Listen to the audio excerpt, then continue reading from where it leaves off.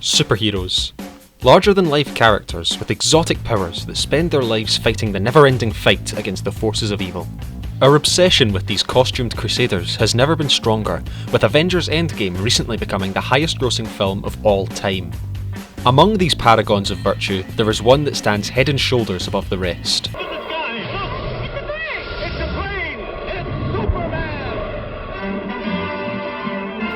Yes, the Man of Steel has been a pop culture icon since he first hit the pages of Action Comics issue 1 back in 1938, championing the ideas of truth and justice while battling it out against the likes of Brainiac, General Zod, Kneel before Zod! And of course, Lex Luthor. Lex Luthor, the greatest criminal mind of our time.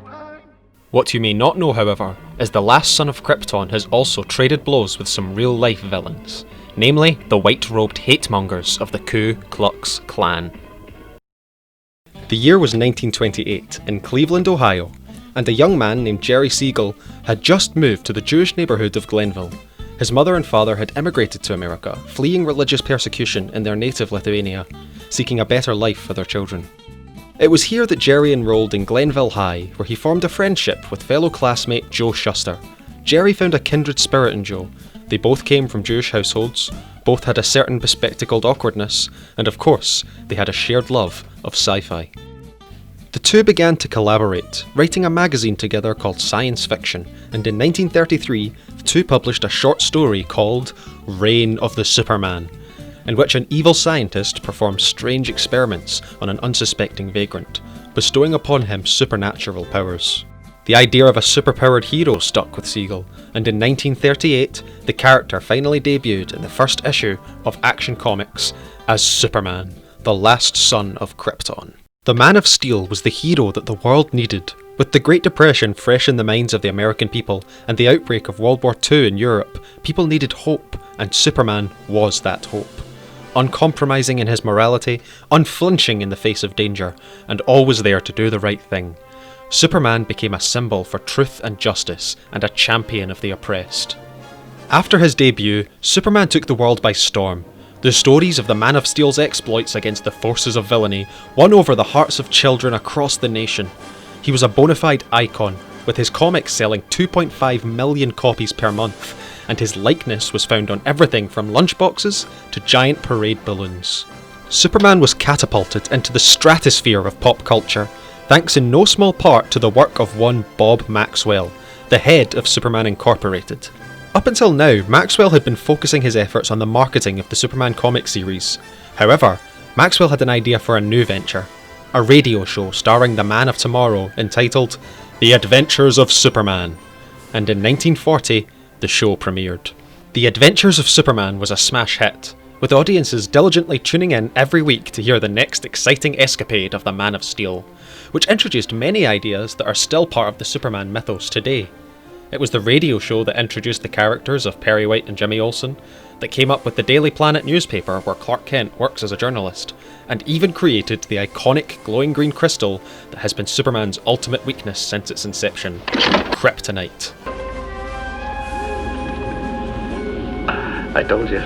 But even as Superman's message of goodness and peace continued to grow, another, more insidious force was growing too in America's rural south. Much of the activity of the Ku Klux Klan was shrouded in secrecy. The organisation went to great lengths to keep up the front of a noble Christian charity working to help those in need in order to conceal their true, monstrous agenda. Though the Klan had dissolved many years prior, it had again been growing in strength throughout the 30s, as more angry young white men felt betrayed by their government due to the Depression, and found in the Klan a sense of brotherhood. But to one young man, their veneer of civility was nothing more than a cheap mask that he intended to tear off. Even as a child, Stetson Kennedy had a strong sense of justice, and often felt out of place growing up. His family were the quintessential white Southerners, his father a deacon of the local Baptist church, as well as a furniture salesman, and his mother a proud member of the Daughters of the Confederacy. Kennedy held a strong dislike of the manner in which people of colour were treated around him, often clashing with his family and friends due to his attitude. This was possibly due to his strong relationship with the family's maid, a black woman by the name of Flo. whom Stetson would later say he viewed as more of a mother than his own. In 1940, he began his campaign against the Ku Klux Klan in earnest, writing exposés that challenged his contemporaries who would describe the Klan's practices as mysterious or eerie. He attacked journalists who presented the Klan's version of history as a valid political opinion. Stetson Kennedy was determined to expose the Klan as the violent bullies he knew them to be. With America now part of the war in earnest, many Americans went off to join the front. However, Stetson Kennedy was not one of them. Kept from service due to a bad back, he resolved to play his part in the fight against fascism in his own backyard. Joining forces with the Anti-Defamation League, an organisation set up to combat the defamation and persecution of minority groups, Kennedy spent the war years combating not just the Klan, but various other hate groups formed during the period. In 1946, he took his most daring step yet. Under the assumed identity of John S. Perkins, Stetson went undercover within the Klan itself.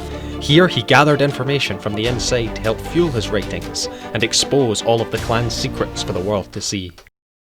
Meanwhile, the creators of the Superman radio show were facing problems of their own. They were faced with increased scrutiny from critics and child psychologists who claimed that the show promoted violence as an answer to all of life's problems. The show needed a new angle and a new villain for Superman to face. It was then that Bob Maxwell had the idea to have Superman confront one of the biggest issues of their time.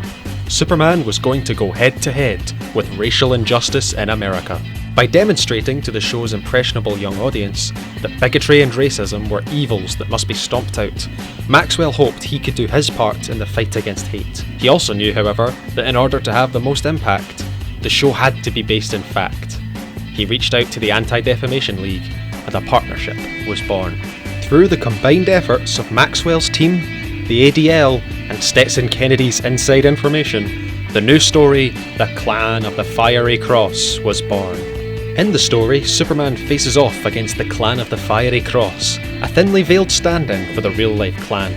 The writers made sure to clearly and concisely condemn the actions of the Klan, leaving no room for interpretation.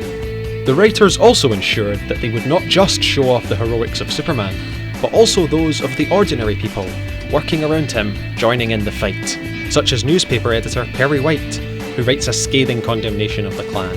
I run a letter addressed to everyone in Metropolis and offer a $1,000 reward to anyone who can reveal the identity of a single cowardly member of that rotten gang of hooded murderers. Good. Swell idea. I'll smoke those skunks out from behind their sheets, or my name isn't Perry White.